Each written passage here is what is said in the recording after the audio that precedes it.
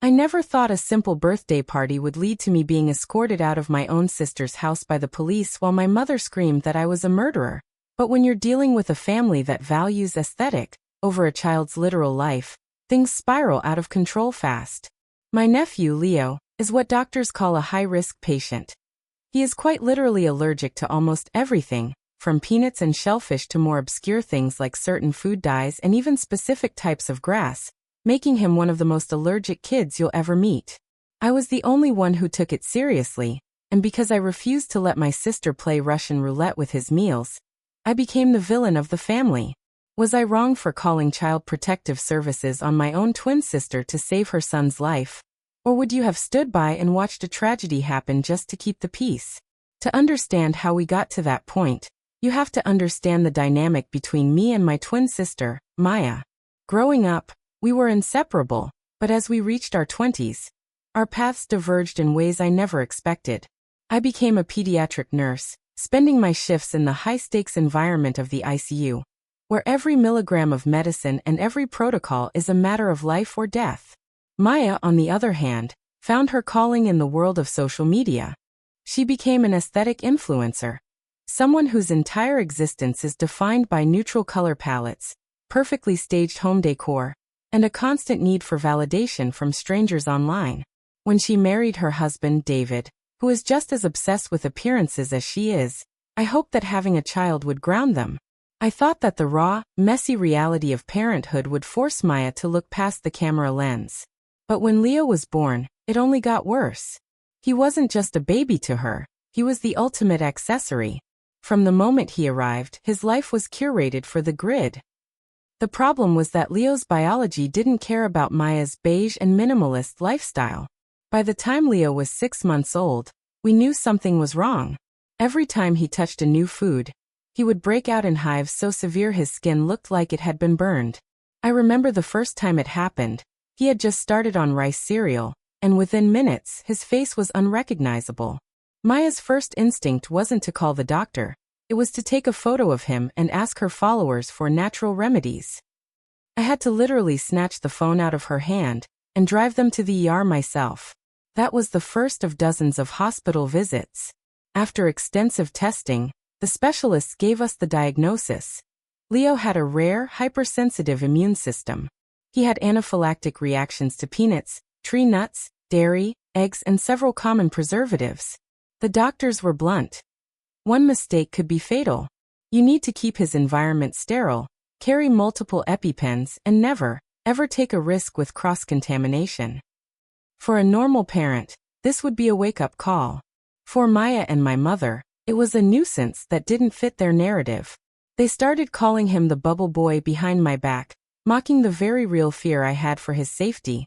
My mother, the matriarch of the family, has always been of the old-school mindset. She thinks allergies are a modern invention, a product of too much cleaning and weak genes. Every Sunday dinner, she would try to sneak a bit of butter or a crumb of bread into Leo's mouth when I wasn't looking, claiming she was just toughening him up. I spent years being the allergy police, checking every label in her pantry, scrubbing down high chairs, and being the killjoy who told people they couldn't bring peanut butter cookies into the house. Maya started resenting me for it. She felt that I was scaring Leo and making her look like an incompetent mother in front of her friends. She wanted Leo to be the kid who could go to any party and eat whatever he wanted, because that looked better in the vlogs. She began forgetting to tell me about family outings, or she would tell me the wrong time so that I would arrive after the food had already been served. She didn't want the nurse in the room pointing out the dangers. She wanted to live in her filtered bubble, where nothing bad ever happened. I remember one specific Thanksgiving where she intentionally hid the fact that the turkey was basted in peanut oil, until after Leo had taken a bite. I caught it just in time because I smelled it. The argument that followed lasted for weeks, with her accusing me of ruining the holiday spirit with my medical paranoia. The tension peaked last month when Leo's 5th birthday approached.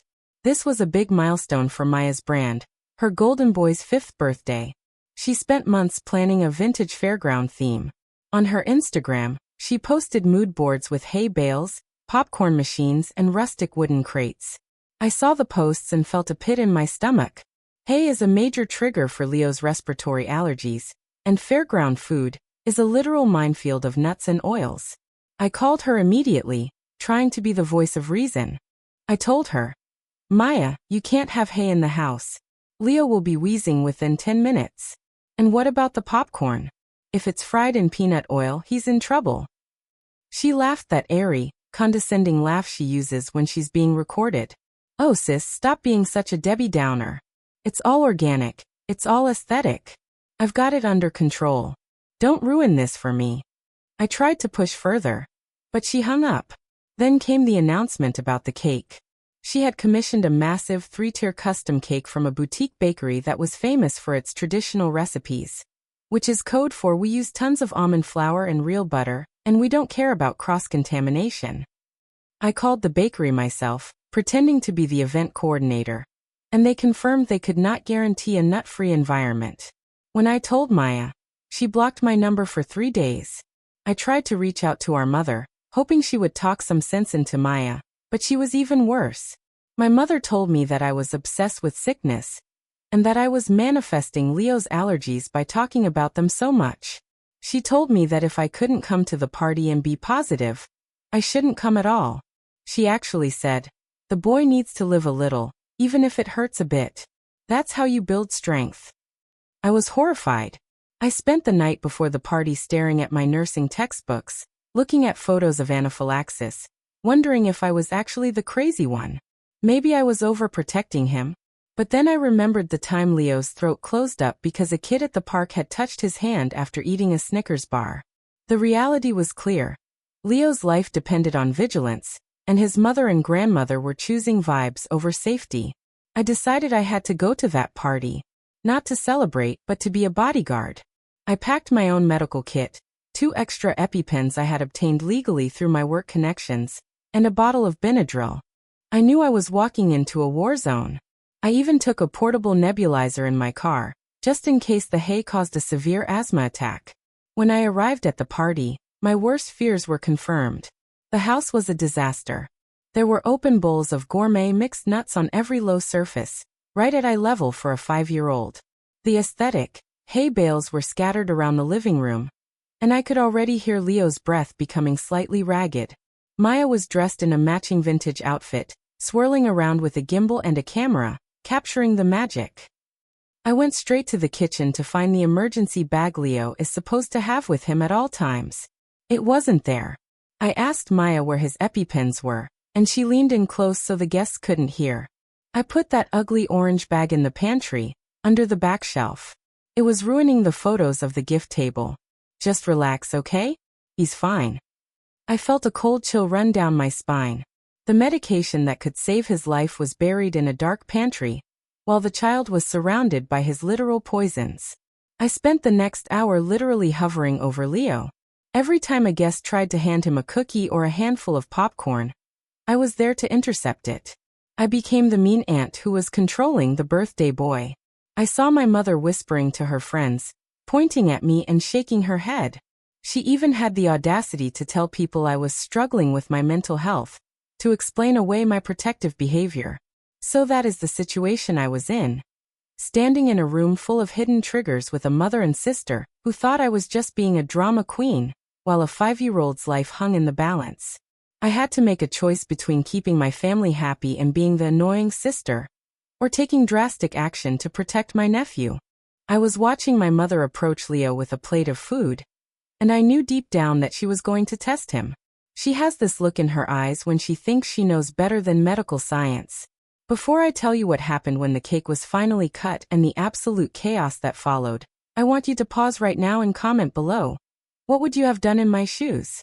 Would you have stayed and tried to manage the situation? Or would you have grabbed the child and walked out of that house right then and there? I need to know if I'm the only one who sees how insane this was. Is it better to be polite, or to be alive? The climax of the party began when the golden cake was brought out. It was a spectacle, sparklers singing, and dozens of phones recording the moment.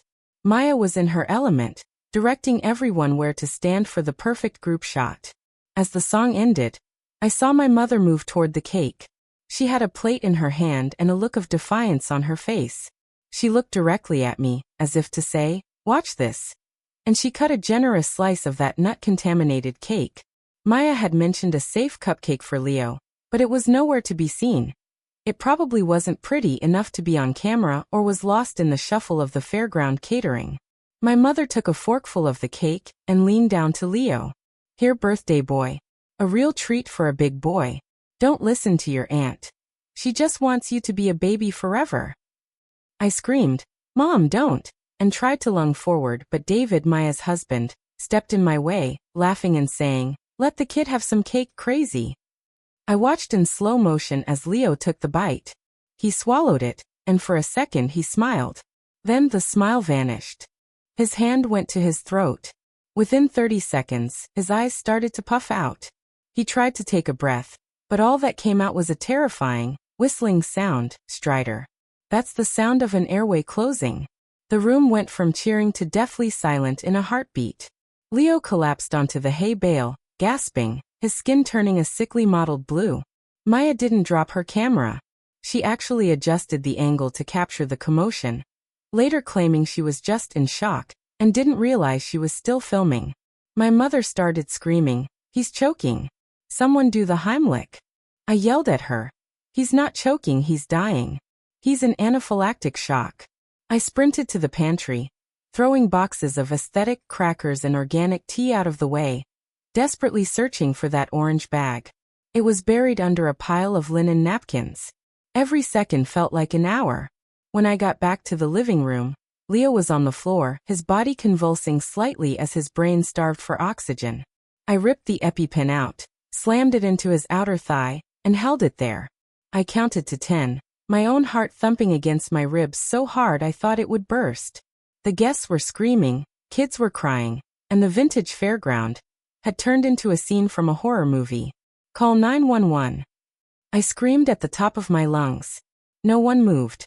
They were all in shock, or worse, they were worried about how this would look for their own social media presence. Finally, one of the other parents called for an ambulance. While we waited, I had to administer the second EpiPen because his symptoms weren't improving. His pulse was thready and weak. Maya was crying now, but it was that fake, performative cry she does for the camera. She was literally saying, "I can't believe this is happening to me on his birthday." Not to him, to her. She was worried about her reputation, not her son's heartbeat. When the paramedics arrived, they were professional and fast. They stabilized him and rushed him to the hospital. In the ambulance, I didn't look at my sister. I didn't look at my mother.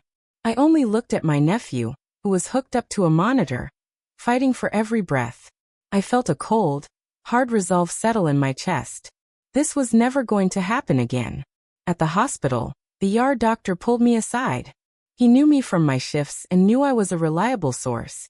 He asked me directly what happened. I told him everything. I told him about the cake, the hay, and the hidden EpiPens. He looked at me with a mix of pity and fury. He said, if he hadn't gotten those shots when he did, he would have been DOA. This wasn't an accident. This was negligence. While Leo was in the ICU, I sat in the waiting room and listened to Maya and my mother come up with their cover story. They were already calling the bakery to threaten them. They were going to blame everyone but themselves. Maya was even checking her analytics to see if the medical emergency post was gaining traction. That was the moment I walked into the hallway and called the authorities. I wasn't just reporting an accident. I was reporting a pattern of endangerment. I gave the police the video footage I had secretly recorded of my mother feeding him the cake, and my sister admitting she hid the medicine. The fallout was nuclear. CPS showed up at the hospital within hours. Because of the evidence and my professional standing as a nurse, they took immediate action. Leo was placed on a protection hold. When he was finally stable enough to leave, he was handed over to our older brother, Mark. Maya was hysterical, not because she missed Leo, but because the police had searched her house and found evidence of other, neglectful aesthetic choices, like lead-painted vintage toys. She was banned from posting photos of Leo online. My mother tried to slap me in the hospital hallway, screaming that I was Judas, and that I had destroyed the family. She told me she had wiped me from her life entirely. My father, who usually stays quiet, even sided with them, saying I should have handled it internally. But handling it internally is what led to a 5-year-old turning blue on a hay bale. I stood my ground. I told them that if being a part of this family meant watching a child die for a photo op, then I didn't want to be a part of it anyway. It has been 3 months since the party. Maya's influencer career is in shambles. A local news station picked up the story of the aesthetic mom who ignored allergies, and she was effectively cancelled. She moved out of the city to avoid the backlash. My mother still sends me hateful emails every single day, blaming me for stealing her grandson and ruining Maya's life.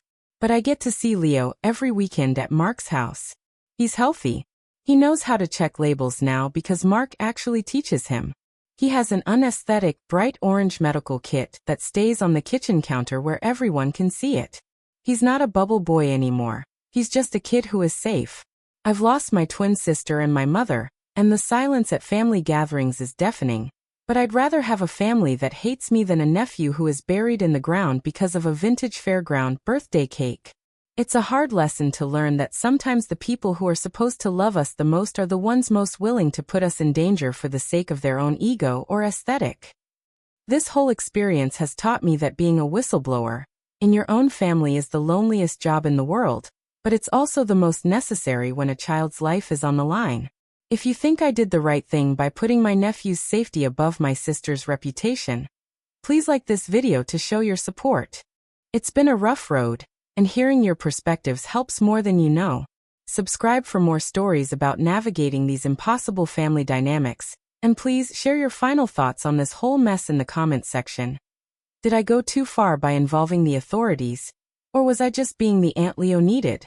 I'll be reading every single comment. I'll see you all in the next story.